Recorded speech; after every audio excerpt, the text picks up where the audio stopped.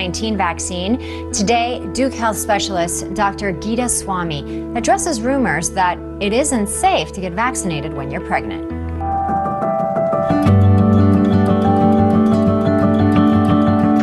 So, no, that's not true. Pregnant women should be able to get the vaccine, but it is true we don't actually have a lot of data so far on its use in pregnancy.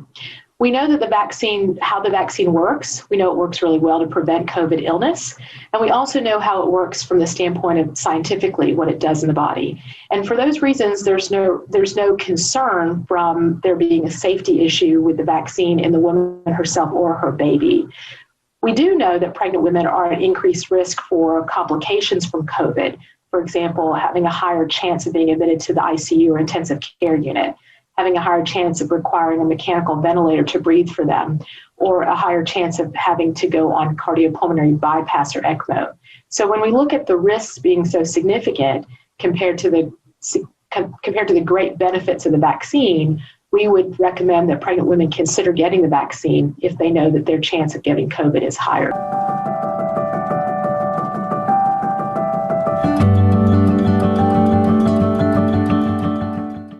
The microwave might seem like a simple solution when it comes to heating your food, but did you know it might actually give certain foods fewer nutrients? HuffPost spoke with Serena Poon, who said, the more you reheat and refrigerate your food, the more chances you have for bacteria growth and nutrient, flavor, and texture loss. Like broccoli, and the food can lose an important component called folate, which can do very healthy things like form red blood cells. But folates are sensitive to heat, and when reheating they can be destroyed. Fish contains pyridoxine or B6 and helps treat B6 deficiencies as well as a certain type of anemia. However, upon reheating, it loses even more water content and therefore pyridoxine. The Independent reports, the European Food Information Council said mushrooms contains microorganisms and enzymes that can easily be destroyed upon reheating, which could upset one's stomach. Chuck E. Cheese is on the hunt for 5,000 new workers this summer. That includes 460 locations in 47 states, like the Snyder Avenue location right here in Philly. The Kitty Pizza chain is looking to fill a wide range of positions, from cast members to jobs in the kitchen. The brand's parent company, CEC Entertainment, says 80% of current Chuck E. Cheese restaurant managers grew up in the company and were promoted to their position. To learn more, visit the website on your screen.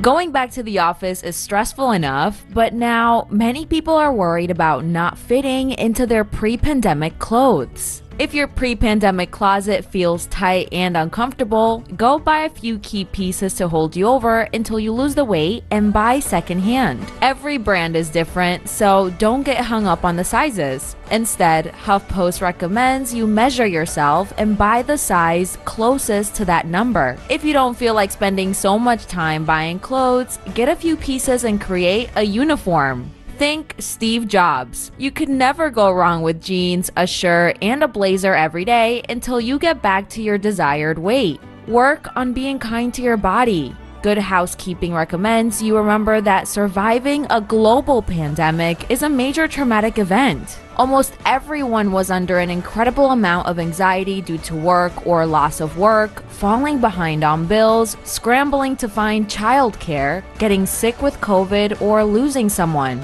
In a world constantly telling us that we aren't good enough or skinny enough, giving yourself permission to be imperfect takes courage, resilience, and strength.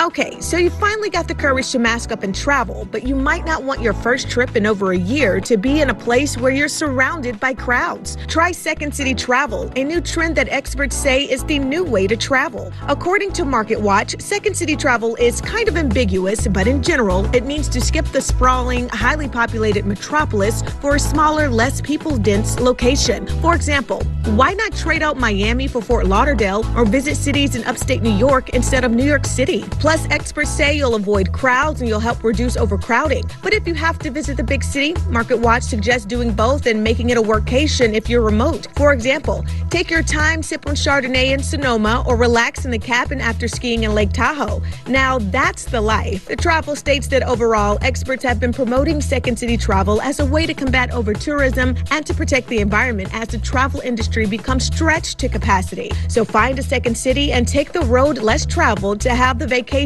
and experience of a lifetime. Here's our look at national business news. Hello, everyone. I'm Baker Pachado. Here's some of your top stories for Cheddar News on Local Now. Fisher-Price under fire for allegedly ignoring repeated safety warnings on one of their products. A House committee investigation says that Fisher-Price did not adequately vet their rock and roll sleeper for a decade. They say that led to over 50 infant deaths. Meanwhile, Carnival Cruise Lines requiring all passengers to be fully vaccinated once sailings resume. All passengers have to have their final COVID vaccine dose at least 14 days before the start of their cruise. The first cruise setting sail in the Carnival Vista is July the 3rd from Galveston, Texas. And NBC announcing they're going to show more than 7,000 hours of content from the Tokyo Olympics. The media company going to use 2 broadcast networks, 6 cable networks, and multiple streaming platforms, all to show the big global games in Tokyo that are happening coming up this summer. And that's it for us today, everyone. Check back later for updated financial news from Cheddar News on Local Now.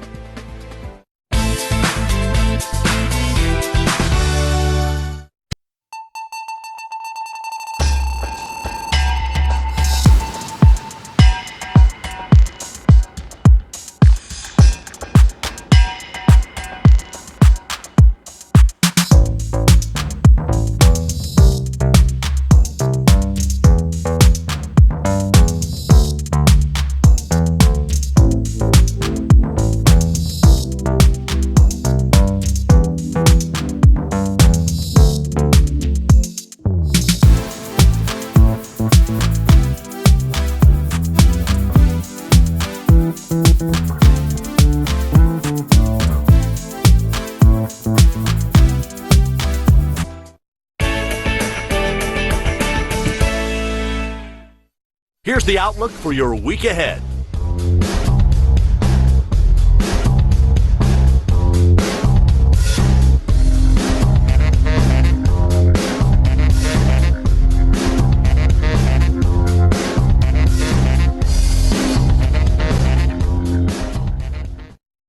The feds are battling back against a cyber gang which shut down a major oil pipeline last month. The shutdown caused major supply issues across the East Coast as panicked drivers strained the system by filling up en masse. So to get the line back up, Colonial Pipeline paid the hackers nearly $5 million in ransom money to regain control of its systems.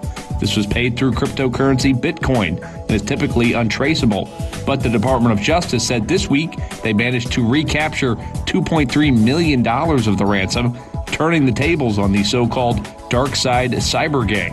The news comes as the DOJ announces stepped-up measures to crack down on the growing threat of cybercrime. We will continue to use all of our tools and all of our resources to increase the cost and the consequences of ransomware attacks and other cyber-enabled attacks. The ongoing U.S. drawdown in Afghanistan is now more than halfway done. Now the top U.S. commander in the country is expected to outline final options for securing the U.S. Embassy in Kabul and other security concerns. The milestone comes as the U.S. prepares to exit the country after 20 years of war, America's longest war. President Biden has set a deadline to leave by September 11th, but the departure could largely be done by July 4th.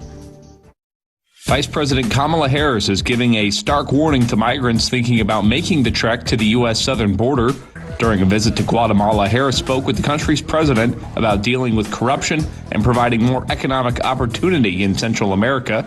The Biden administration says poverty, often by corrupt forces in Central America, is the main driver of illegal migration. So tackling those issues is key to solving the problem. But at the same time, the vice president warned those thinking of making the journey. At the same time, I want to be clear to folks in this region who are thinking about making that dangerous trek to the United States-Mexico border. Do not come. do not come. The United States will continue to enforce our laws and secure our border. There are legal methods by which migration can and should occur. The vice president's trip south of the border wraps up today in Mexico as she meets with the country's president over shared migration concerns.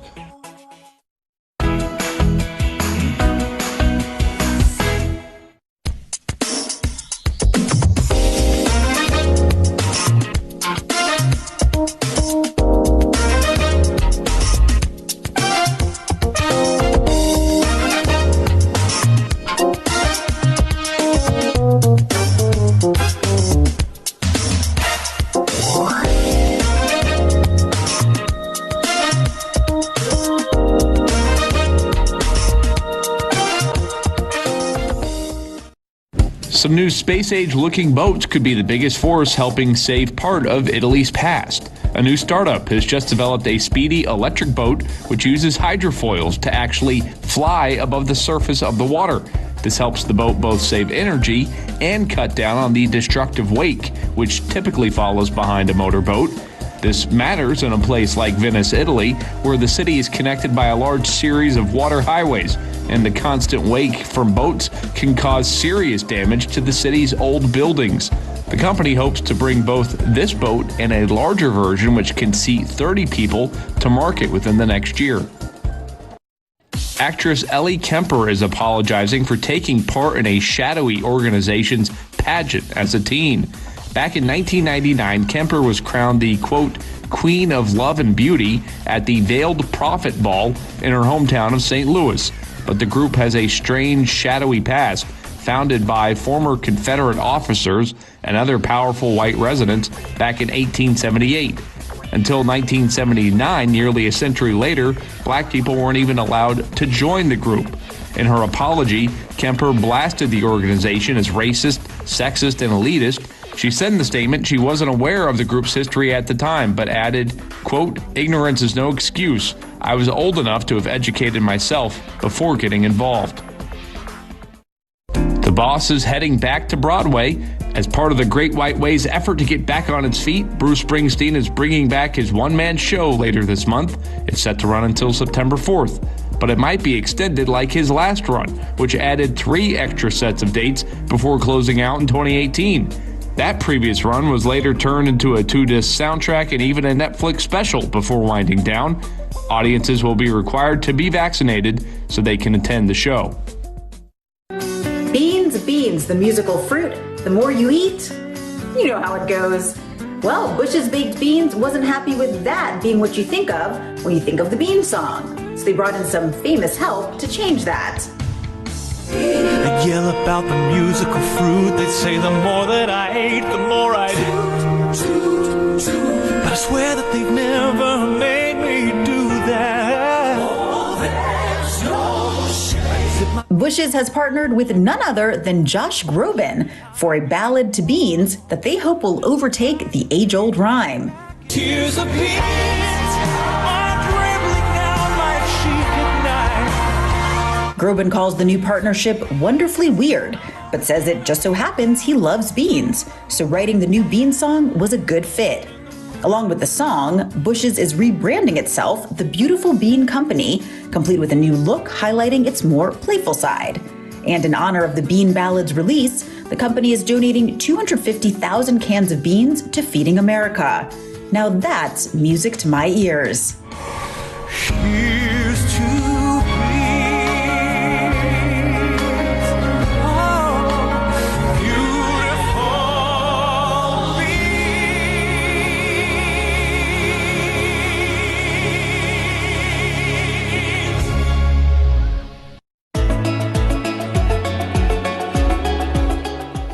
Here are today's lottery numbers.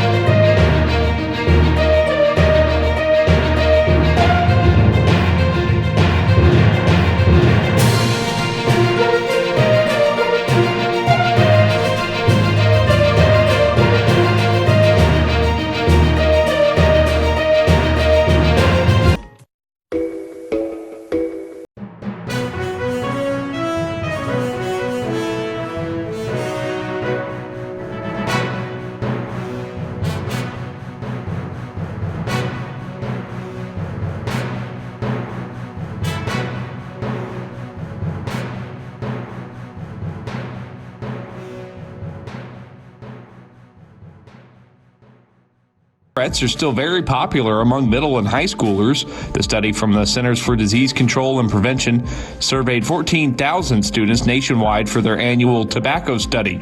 It found 20% of high school students and 5% of middle schoolers admitted to vaping. The good news is this number is down from 2019, but health experts say the percentage is still high and survey participation this year was lower, likely due to the pandemic. Children as young as 5 years old are now rolling up their sleeves to help fight the pandemic. Pfizer just started clinical trials on its vaccine this week for kids ages 5 to 11, which would make nearly the entire population eligible for the vaccine. There are 98 facilities across 26 states where the tests are taking place. The study will take place over the next 6 months, at which point parents whose children receive the placebo will be given the option of getting the real thing if they want. The shot was recently approved for kids as young as 12, and one of the 7-year-olds involved in the next wave of testing says his reason for getting the shot is simple. I know, that's why I've been trying to try to do all this stuff so I can see my friends more, because I really want to see my friends more.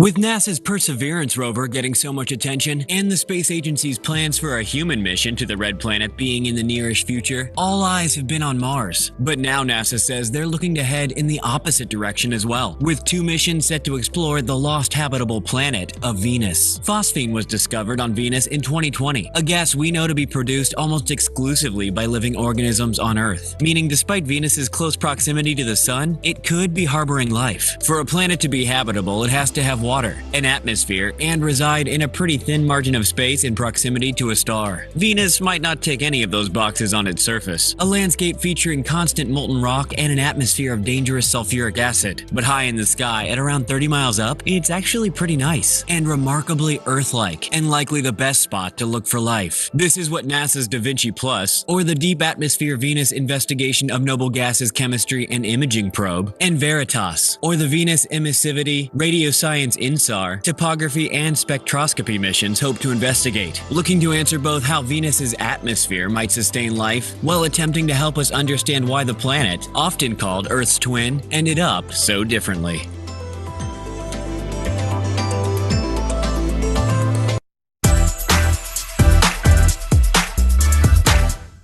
Let's head back over to the desert Southwest. This is Arizona, where you see all of the aerial views of the Telegraph fire, the smoke plumes, the burned vegetation. This unfortunately is going to become a familiar scene for many over the desert Southwest and much of California, as we're still under some sort of drought. And we have more of an elevated to critical fire danger today with red flag warnings in effect. Your weather across America here with LocalNow meteorologist Britley Ritz on your Tuesday. On the contrary, talking about rain across Texas once again today, back into the southeast and on up into New England and the Great Lakes.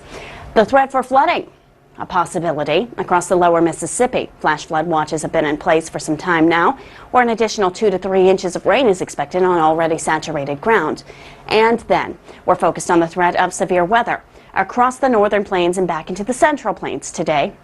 Wind and hail, the primary threats. Tornadoes can't be ruled out. And within the same region, our temperatures are still well above normal. 10 to 30 degrees above where we should be. Heat advisories, by the way, are still in effect for parts of the upper Midwest and into New England, with temperatures still above normal by 10 to 20 degrees here. 80s and 90s expected. At least we grab onto some rain, cooled air. It helps, but we're still under the heat advisory from Boston to Hartford and to Providence, back into Trenton and Philadelphia. Temperatures expected to be in the 90s within these areas. We head down to the southeast, 80s and 90s expected here as well. Your typical summer-like weather across the southeast with the chance for a few thunderstorms. Yes, there's the potential for a few of them to become strong in parts of the Tennessee Valley, back down into the lower Mississippi, from Pine Bluff up into Evansville, Indiana. Wind is the primary threat as this line starts to bow out and move through. Up through the Midwest, we're pretty quiet other than a stray shower or storm, and we're hot yet again, 80s and 90s expected, but the northern plains is our focus today. and later tonight, especially as these storms start to ramp up along the boundary itself. From Glasgow to Minot, back down into Scottsbluff and Rapid City, we'll be dealing with the strongest of the storms. Tornadoes are a possibility here, but damaging winds in excess of 60 miles per hour and large hail in excess of an inch in diameter late tonight and into tomorrow morning. Back out west, we're pretty quiet, other than a few showers up across the Pacific Northwest, of course. Nothing out of the ordinary, right? As temperatures are down into the 60s, but at least we're back in the 60s instead of being in the upper 50s behind that front. That front, by the way, tried really hard to break down the ridge over the desert southwest. It succeeded to a point in where we actually knocked our temperatures back down into the 90s in places like Las Vegas and low 100s in Phoenix. But it's still warm and dry, and we have again that elevated fire risk over the next 2 days.